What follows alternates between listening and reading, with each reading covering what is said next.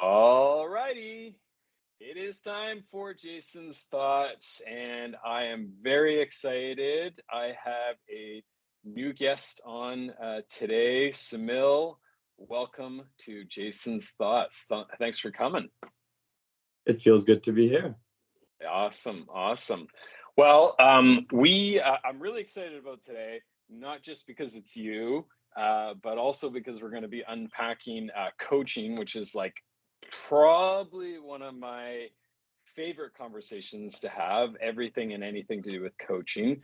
But I think for my now 63 subscribers, which is really exciting, that we need a little bit of a meet and greet. So um, let's do a quick introduction of you.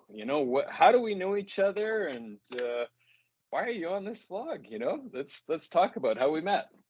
Yeah, we worked together for a number of years at a Yeah. sales organization, and I very vividly remember even you interviewing me and how comfortable I felt and how excited I felt just to come on board with your team Yeah. back in the day.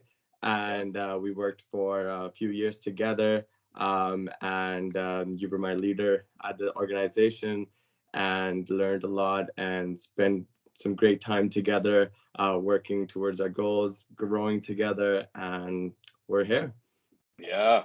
This is so cool because I love the reflection too, because here you were, a brand new leader, and you started, what was it, February, I want to say, and then in March, COVID hit. Like, and this just, it's amazing because there's so much learning as a new leader, and then to really start your leadership experience. Uh, to be hit by COVID and like your doors are closed, you're trying to like you're just getting started. And then to come out of COVID and the doors start reopening, and you're still like getting your bearings as a new leader under those circumstances, like props to you, man. It's already hard enough to be a leader, but to go through something that pretty much there is no script for anyone in the world was pretty remarkable. So big props to you as we reflect on where our journey together started. Yeah, thank you. Yeah, I remember it was like just a full month into my role, and I'm feeling good. I'm super hyped. We're gonna do some great things, and boom, comes the news. You gotta close the doors.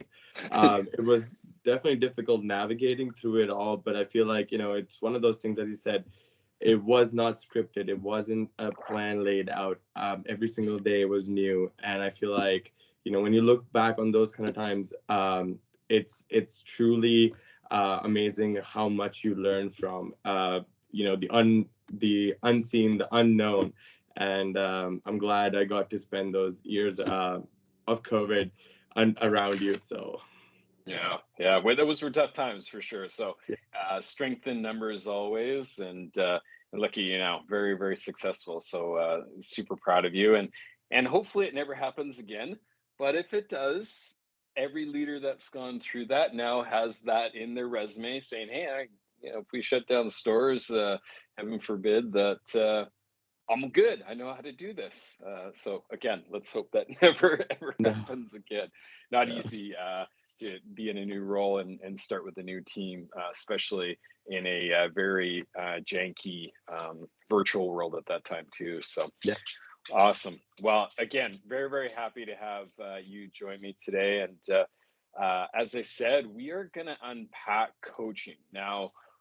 That's a pretty you know generalized statement, but I think I'd love to hear some of your best practices, how you coach your team.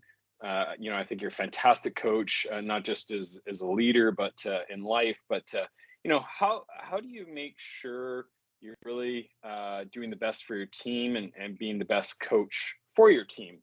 And we'll start there, and then we'll just kind of share some best practices, and but love to hear your thoughts on what really makes a great coach. yeah. No, absolutely. In the years I've realized the first things first that I had to work on was building that mutual trust and relationship with Mhm. my team before I want to move into any conversation about anything we want, any goals we want to lead towards, or a vision we want to work towards. And I feel that's very truly important to build a culture in which everybody feels safe, comfortable, and themselves, which is super, super important to me because we want to bring out the best in people, and everybody is different. And having that mutual respect and an understanding of how everybody functions and how everybody is in their with their individual personalities is super critical. And then once the trust is built out, I really like to focus on a culture in which there's vulnerability with self-awareness as well. There are times when even as a leader I have failed my team, and I would be very upfront with them and talk about what were my shortcomings, how I could have done something differently, and what I would do in the future to make sure something like that doesn't happen, or anything I might have missed. And when I do that, I've been there when I didn't do that, and I saw that my team was resenting, they were not connected with me. But when I really started to show true vulnerability and showed them that I am also not perfect and I don't come with authority, I come with a not a mission, but more so guidance to be with them and be part of a team. They really tag along, and that drives them. That vulnerability also drives a sense of self awareness in them, which I think is super. It's way more important than anything else we do in coaching itself, because we want to bring the best out in people, and sometimes people know what's best for them. We just have to guide them towards it. Yeah. A lot of great points. Starting with trust, absolutely nailed it. You came out of the box like that, though, in your leadership. I will say that. I learned through failures from that because I think some of my early days of coaching, I would literally take over a new store and a new team, and I would just start coaching them, like, and just I mean, lots of learnings through life, but I didn't start with that connection, right? Finding a mutual trust, um, sharing your wins, sharing your failures, building some level of vulnerability, and and give it like 2 3 weeks, right, of just getting to know each other and feeling each other's like how you work on your sales pitches, stuff like that out first before you come in coaching, right? It's just like, I got to tell you what to do because I know everything about you. Well, how is that possible? I've only known you for 2 hours. And trust me, I've literally started coaching people very quickly and learned that there were some gaps there. So I mean, when you start with trust, I mean, that's a beautiful place. So I love that. Taking some notes as we go along just to make sure I'm staying sharp in my coaching these days. Absolutely. And as you said, like the connection piece, right? Like Yeah. knowing your people is important to be able to personalize your approach in the way you're going to coach them. Yeah. And again, everybody being so different, that means that everyone that's in on your team needs a different approach, needs Yes. something different. And Yep. if you're not able to have that tailor-made approach to your people, Yep. it doesn't usually land. It doesn't usually hit home with them what message you're trying to drive with them. And I'm like, even in my first role taking on, I remember like I came on, I knew the numbers, I knew how to get there, and I knew the behaviors too, but I didn't know my people. And I was Hmm. in the first month and a half, all I was working was like, this is how we're gonna do it, this is what we need to do. But I couldn't connect why they should do this because I didn't know Yes. my people. And although I got the results, um, short-term results, it Yeah. didn't really make an impact for a long duration of time. It's almost like a sprint that I made, not a marathon that we are supposed to run. Yeah, so you're absolutely right with the customizing, right? Like if you don't start with that connection piece, um, you basically give them a cookie cutter approach. Everyone gets the same approach. And, like let's say you got a group of 5 employees, that approach might work with 2 or 3 of them perfectly. And you think, awesome. But then the other two are just like, this is not working. And so, as you said, like discovering their why, discovering like what their communication preferences are, how they like their feedback, right? Like some people like it straight, and Hmm. versus other people that are like, you're trying to pitch them this beautiful painting of why they should approach it this way, and then all of a sudden they're just like, shut up, like tell me what I need to do. Yeah. So really customizing each for each employee. Well, my pug wants to say hello too. Apparently, Hey, he's gonna come. Patsy. Yeah, Hello. he's coming in for a little visit. I don't know what's happening here, but okay. So yeah, I agree with you. It's absolutely it's an easy step to kind of overlook, but you really do need to customize that coaching approach. Also, what motivates people, right? Generally in sales, uh, you know, you might assume, well, you're driven by money, you're driven by commissions, but no, like that might not be true, right? They might actually just be driven by success. They might be, which doesn't always lead to cash. Hmm. They could be driven by shoe collection, right? They could be Yeah. driven by a child coming into their lives. I mean, there's so many things that can motivate people differently.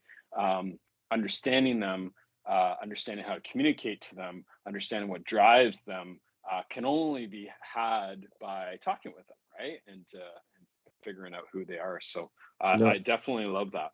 Yeah, Definitely and love that. like the motivators also, as you said really well, like motivators for people also evolve over time too.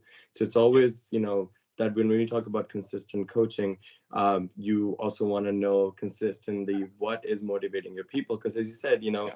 a life event like I'm about to have a baby can have a very different outlook on life and what their motivators are versus them wanting to buy that new Nike Jordan shoe that just came out, Yeah. or some sort of something that they really want to buy. Yeah. But definitely, I've in my years, like one of the ones that I never expected was, someone was really motivated by sense of belonging in the team, and when Mm, they felt part of a team, it drove them more than any cash, any incentives, um, any contest they could have won. yeah. And they were performing, and cash and everything else just came with it. But as soon as Yeah. they started to lose or get away from that sense of belonging, I could see visibly how much of a difference it made on their performance, their general just well-being at the store, at the location, and at the organization. Yeah.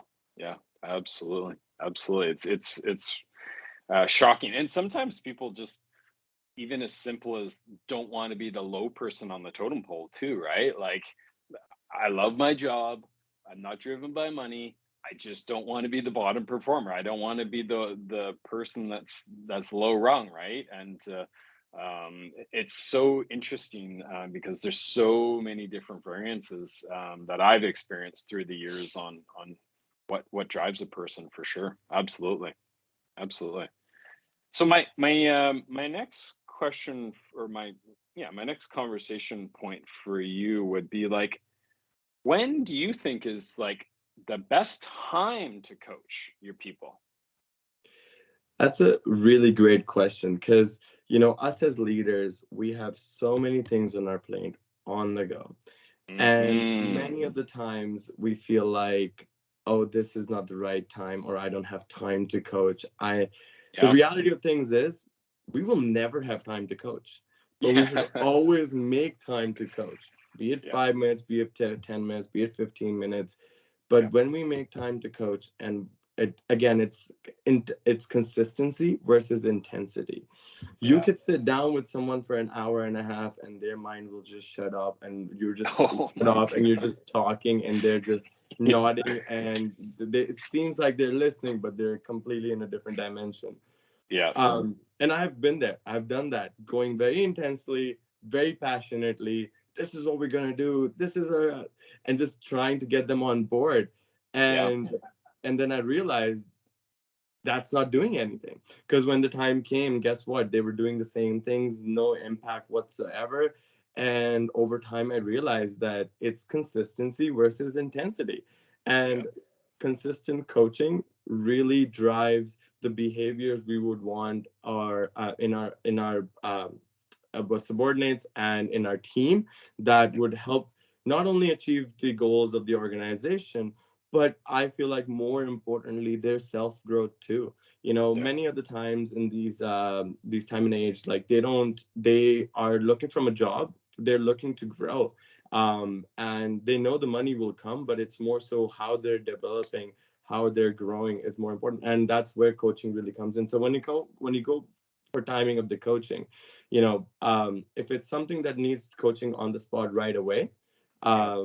you have a quick conversation with them, you guide them through it as a captain, as a coach, and it's on the spot tactics, just like in soccer, right? Yeah. We need to change formation. The coach gives tactics right away and gives instructions accordingly, and let the team play that tactic out. But there are times when after the game, you want to sit down with your team and have those conversations, have those Yes. hurdles, and consistently train to get to that point where when the game day is coming up, my team is ready to go and ready Yeah. to execute on those training tactics and stuff that we talked about. So consistency is important. Yeah. Timing, you want to have, even it's 5 minutes, 10 minutes, 15 minutes, even if it's just getting to know what's happening in their life and making sure that what is their motivator, and how are they feeling, can go Yeah. long ways when you're actually developing a team or coaching a team. Yeah. Absolutely. So I have some thoughts and some best practices around with it.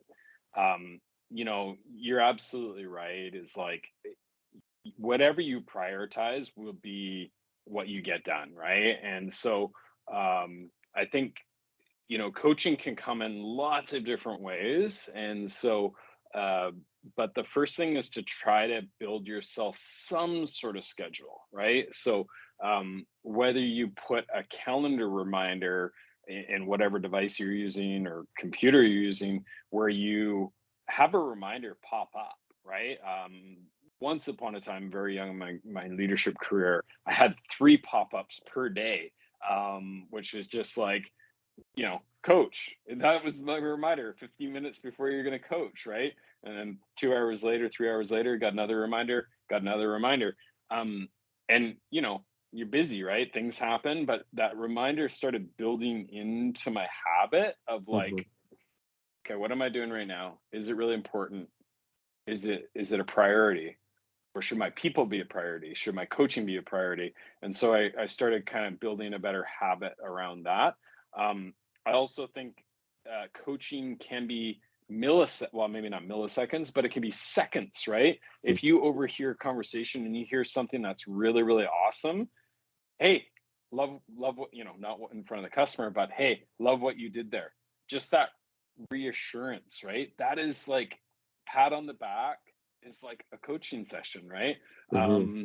Or you hear throughout the day a little bit of sporadic here, you hear some good stuff here, good stuff here, good stuff here. Summarize the day, like come back and meet up after the day's over. Hey, really good job today. How do you think you did?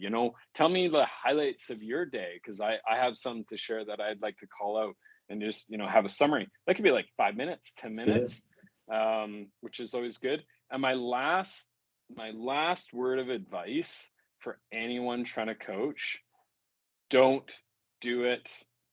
Actually, let me start with the positive. Flip it to a positive.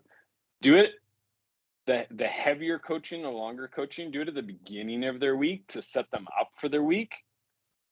And but don't do it at the end of their week. And I'll tell you why. Number one, coaching maybe is an hour and a half, right? Depending on how much coaching you're doing. But if it's on their Friday or their last day of the week or whatever it is, the mind quite often is like, can't wait to go for that hike. Oh, I got to get groceries. Oh, got Mm-hmm. to do the laundry. Oh, my mom's coming over this weekend.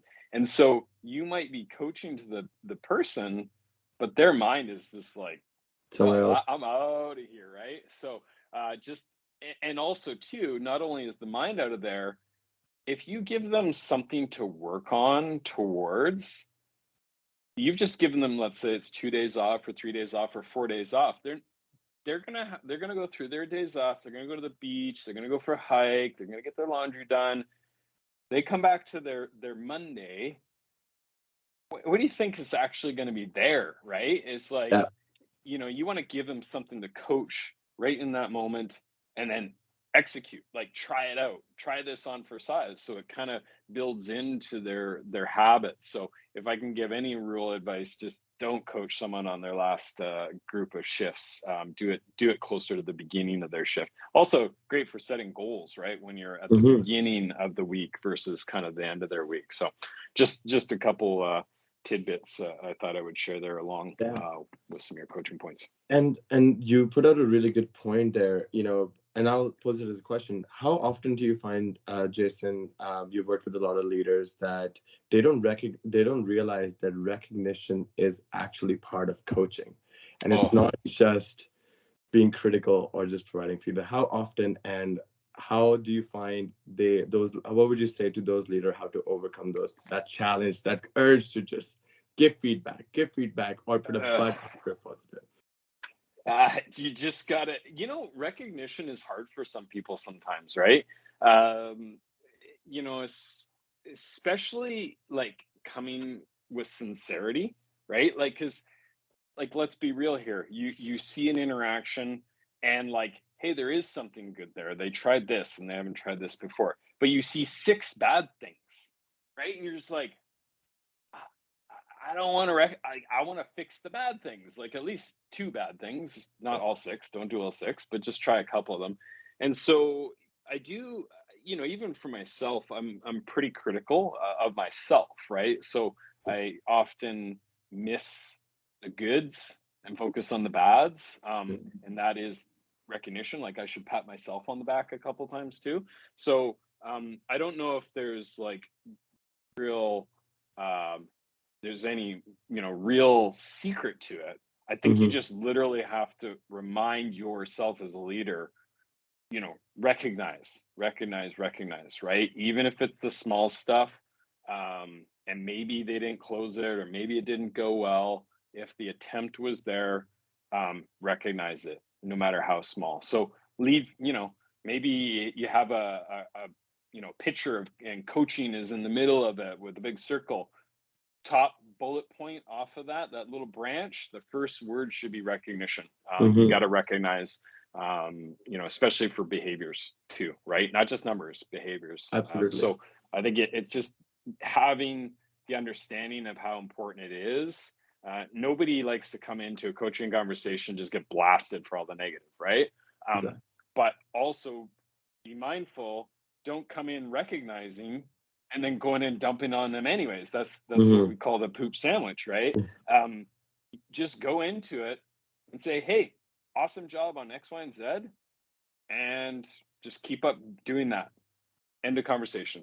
Mm-hmm. Now, 2 hours later, you can come back and have another conversation, and it could be about correcting and correction and coaching to those other things that need some work, right? But let them live in that high, because Yes. anything you come back with a negative right after is gone. Whatever you said, it doesn't matter. You're the best, employee in the world. Blah blah blah blah blah. It's all BS. It's gone, because you just ransacked yourself with pooping on them and giving them all the bad stuff. So don't do Yeah. that. And even the positives that you just pointed, recognize them for the good things they're doing. They also tend to go downwards, and they stop doing Yes. it, not proactive, Yeah, like not wanting to do it. It's just they don't feel like they're celebrated and they actually got recognized for something good they were doing. As you said, yeah, poop sandwich. yeah. I've been, sometimes I've been in roles where I'm not always uh, there to shadow, right? And Mhm, actually hear the conversations and the behaviors more so. And so a lot of times I look at results, right? And then if the mhm. results aren't there, I'm like, well, they must not be doing it. Yeah. And I think that's where we as leaders have to be mindful. Number one, to always inspect. Don't assume that the numbers don't dictate the behaviors, and listen. Like, do shadow your people and listen if they Mhm, are not doing it, because again, someone might be at, you know 1 out of 20, but they've attempted 100% of the time, mhm. and your assumption based off the results is they must not be positioning it. Yeah. And then one day they just put it upon themselves, I'm going to try every single day to get this, I'm going to try to sell this, and they still end up with a zero. If you don't catch that recognition, let me tell you, rejection is really, really hard. And if Yeah. you don't catch that with a recognition of like, great job, they're never going to do it again, right? Yeah. Unless you're hassling them. Because they'll be afraid to fail, and they'll be Yes. afraid of that rejection, and those Yes. positive recognition, recognizing them really feel makes them feel like, okay, it's worth trying some Yep. for, and it's actually worth going out there and putting myself out there and trying what I'm learning with my leader itself, rather than putting their face down after being rejected or failing. And again, Yep. kind of ties into what I know we have talked about on our a lot of leadership calls, and it kind of drives the habit of failing forward rather than Yes. stopping. Yes, yeah, it's true, and um, as leaders, that is part of your job, is Mhm, picking your people back up, right? Like mhm. that's what a coach is, right? If it's a football player and the quarterback just throws an INT or an interception, and the first thing you're going to see is that player is going to be really, really hard on themselves. That is the opportunity as a coach to go up and say, no, no, no, no. You've been doing awesome. It happens, mistakes happen, misses happens, rejection happens. You get it on the next time. That is a critical moment for Mhm. if people will try it again. Yeah. Because you know what? Like, I hate getting rejected. Like, nobody likes getting Yeah. rejection in life. So like, how am I? No, forget that. I'm never going to try it again. But if my coach comes to me, tell me and says, "Hey, you almost had it that time. Just keep doing what you're doing. I think you're going to hit it." Then it's like, okay, feel good. Yeah. Rejection's gone, and you're just forward focused, and you Mhm. get you're whatever drives you is going to come out, and even if it's just to tell your coach that, hey, I got one, right? Yes. It's a good feeling. It's a good feeling as a human. Hmm. Indeed. And it just feel like you're working towards something, and Yeah, there is someone, as you said, like collectively with you. They're not alone in this. And again, it yeah, really brings that sense of belonging, that culture in which people feel comfortable and people can thrive and be the best versions of themselves. yeah, absolutely, absolutely. So my next question for you is, as leaders, how do you know that you're a great coach? Or how do you get better at coaching? Let me turn it a little, give you a little bit of wiggle room there. Okay. I feel like when my, again, numbers are numbers, they tell a story, but they don't give you context, Hmm. a proper background of the story. And for me, I feel like when truly in my years the most, and it's a very emotional, difficult question, because in my years when I've truly felt like I've been a good leader is when Yep. an employee, even former employees, the ones that I had struggles with, and I used to not lose it, but deep inside I was like, what am I doing wrong, what's going on? Hmm. and I just Hmm. couldn't get the best out of them. And when they come back or they see me and they tell they have the best, I was the best leader they've had, or they share what they took away from the time with me, I'm Yeah. just amazed. And I never see those things. You never get to see the impact you might have on people Yeah. beyond the time they spend with you. Yeah. And that for me truly has really, in those moments, I felt like I am a good leader. But when it comes down to being in my role, doing what I'm doing, it really comes down to the culture and what culture I've built in Yeah. my location, in the team that I'm working with, that defines me as a good or bad leader. Not good or bad leader, but more Yeah. so a strong leader, or a leader that's bringing out the best in people. Yeah. Absolutely. Absolutely. Yeah. I think, it's again like just recognition, right? Us as leaders sometimes don't, it's maybe uncomfortable for some employees to say thank you, right? Like thank you for this coaching session. You get it once in a while, but often sometimes it's like after they leave and then they experience no coaching or a bad coach, right? Then they go, whoa, that was I had Samil was a fantastic coach, right? Unfortunately, because it's past tense, but really really nice to hear those things because at that point, they might not have a lot of experience, they might not really know what a good coach is or a bad coach is, what have you, until after they get a second perspective and realize, oh man, okay, I actually should have gone back to Samil now. Now that they get a different taste. So yeah, and then culture too, right? Like just I find that if the best coached uh, companies or stores or teams, um, usually you can feel it. And also, too, a good sign that you're a good coach is your team is asking you when their next coaching session is, right? Mm, Which is just like, okay, you what? You want a coaching session? Okay, yeah, okay, perfect. yeah, Let's do that, right? yeah. So I think those are pretty strong signs that things are going well and they appreciate you, right? And your coaching styles.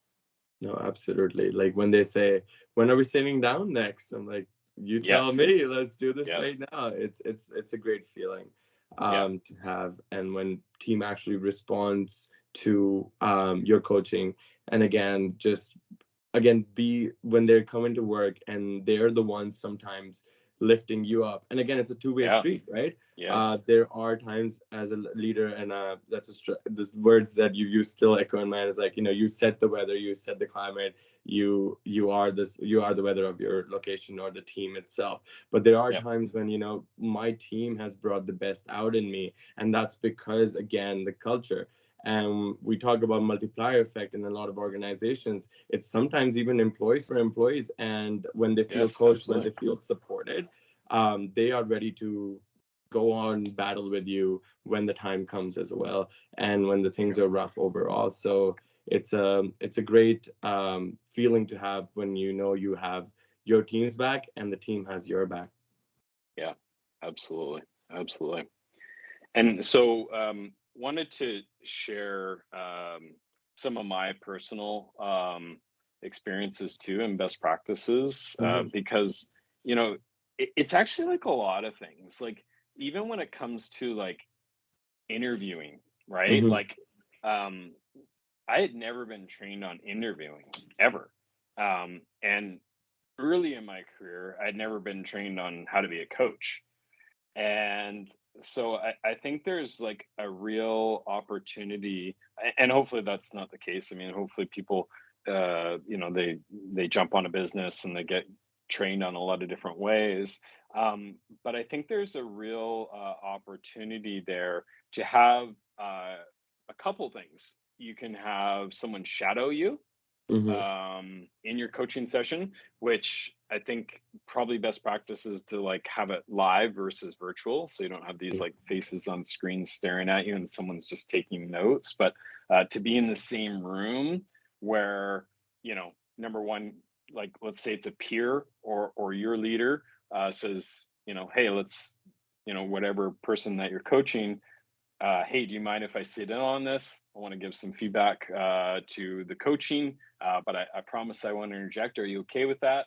Yes. And then actually have someone shadow you in a real coaching conversation, because, again, this is where we don't get a lot of feedback, right? It's Mm. like, I think I'm a good coach, and maybe there's a couple signs that you are a good coach because the feedback's great.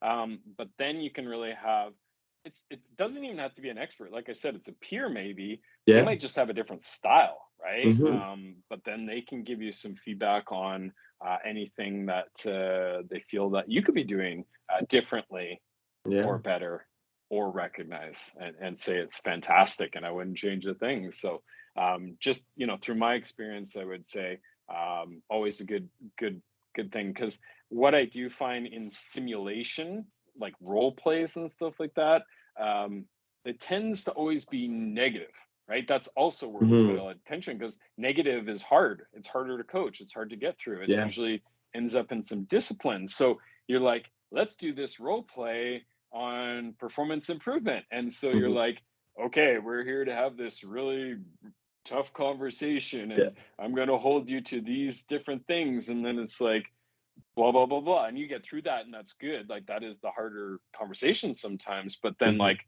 how, on the positive side, how are we coaching to someone that is performing, or that's Hmm. the middle of the pack? How do you take someone that's good and make them great?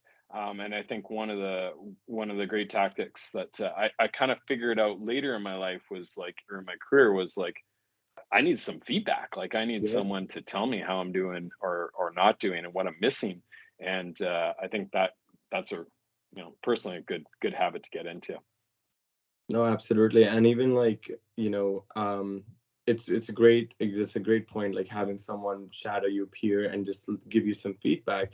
And I know you have provided me some of that feedback over the years, and also some of the documented coaching that you would see, and really will dig in Hmm. deeper how the conversation went. Because that really does truly allow you to have more effective coaching. Sometimes you Yeah. might be coaching the right things, but your methods might not be something that connects with the employee, and that's where that Yeah. feedback could really help for you to again get those methods right. Yeah. Yeah. Absolutely. Absolutely. And two, I think the other best practice, like if that's not an option or it feels uncomfortable, the person says, "No, I don't want this third person sitting on me." Usually, someone not performing. Um, go back a little bit, pick someone that's a top performer, maybe, or a middle of the pack performer. That'd probably be a little less resistant. Hmm. But I also think there's a spot, especially if you go back to your point, number one and number two, of trust and vulnerability, that if you feel those two things with this person, that there's an opportunity to ask them directly, you know, Hmm. hey, we had a coaching conversation yesterday. Just wanted to follow up with you. Number one, how did you think it went? Did was there, like, just be square with me, be honest with me. Is it effective? Is it effective Hmm. for you? Is there things that you would, like me to change? Because I don't want to waste your time. I don't want to waste my time. I want to make sure, it's actually bringing you value. Hmm. And please, I'd love you to be honest with me. If it's good, cool. If it needs some adjustment, please let me know. I won't take personal offense to it, and let's make better use of the time, right? Yeah. And I think that's also really valuable, because again, we just don't know what we don't know, right? And we can assume, like, I've been coaching for 20 some odd years. I could be a horrible coach. Like, Yeah. if, like, if nobody tells me I'm doing a bad job, then I keep I'm doing just what gonna I'm keep doing, going. and I might be really bad. And so I think as leaders, you want to find those opportunities to get some of that feedback, no matter how it comes, direct or from someone shadowing. Yeah, as a coach, we give feedback to our teams, and another part of being a coach is also being open to that feedback that you should be receiving. And Yes. sometimes, as you said, like, as you put it out really well, the best feedback comes from our teams itself, and then you could always self-reflect and adjust as you need to go with your coaching. So that's a really great point. Hmm. Hmm. And so when we talk about effective, like really next level and effective coaching, you brought up a couple, well, quite a few points throughout, but what do you think is like, um, what is number one? Like basically, what is the number one thing to be a really, really good coach that you think has to be uh, really, really good or top notch? Um, the top quality in a coach is to, I would say, just like for me, the humility and vulnerability is huge. Okay. Yeah. Because there's nothing more important to wouldn't be would be me to have, for me, even like seeing in my leader, I'm looking for that vulnerability, Hmm. so I could open up and share my struggles and really open up to be able to be better at what I do. And a coach, like a top tier coach, needs to have that level of vulnerability to be able to say that I am not perfect either, and it's okay to Yes. make mistakes, it's okay to Yes. fail, it's okay to get rejected, and together we will move forward and we will get better. Yes. Just have patience, just like I have patience with you, have patience with me. We're going to go together, we're going to get better together. And it wouldn't happen if you don't have vulnerability. Wow. Yeah. I couldn't agree more. I think, we talk about sales. It's truly an art form, right? And perfection doesn't exist, right? I've seen some phenomenal salespeople, talking to one right now, and but even then, they're still refining, they're still learning, and I think even as the coach, being vulnerable, like, hey, watch me on this next sales, approach or whatever. Like, have your team like critique you, call Mhm. you out. I mean, there was sometimes that we were learning new products, and it was like basically if you didn't mention it, like we were all getting called out, right? That comes from a great place of vulnerability where you say, hey, like, I'm not great at this yet either, but let's together get there to a better place. I think you're spot on. I think vulnerability is actually probably one of the strongest pieces for sure. So I love that. That's fantastic. Yeah. Good. Okay. Well, any other last, things you wanted to bring out about coaching that you want to, make sure is heard and understood or Yeah, thought about? no, I would say, for me to wrap it up would be know your people. Yeah. Um, Nobody wants to come to work to be bad at their jobs. Be patient with them, know your people, and tailor make your approach for coaching to what is needed for them. Again, your people might not stick with you forever, but there will be things that they will take on in their lives in many different aspects Yes. of life where they will remember you. As a leader, you have the ability to make an impact in their lives, and don't have to stress out about it, but take that as a sense of responsibility. And when you go out there with your teams, you will have that love and you will have that care when you have that sense of responsibility. And together, when you do that, guess what? You're going to bring the best out in you as well. Man, I couldn't have wrapped that conversation up any better. Um, so I'm just gonna say I fully agree. And I also know that you live and breathe that every day at your role. So it's just not saying some words. This is something that you do day in, day out with your teams and your people.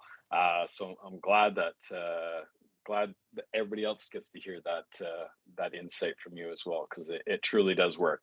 From my view, I've always respected you, and your teams have always loved you, and so you're doing a lot of great things, and I think the root of it is exactly what we talked about today. So thank you, Sumail. I do want to leave this as an open invite to you anytime you want to come back. Hopefully, this wasn't too painful for you, but throw me a line, and I'd love to unpack any conversation that you'd want to bring forward for the call.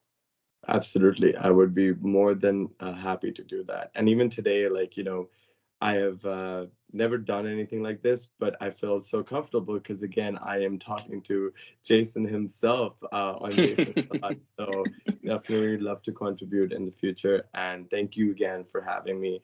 I'm sure, again, two-way street, right? We both got to take something. I had a lot to take away. Yes. Yep. And Me too. in the self-reflection piece, and it's always great to have these conversations. So thanks for Yep. having me. Yeah. Anytime. Thank you, Samil.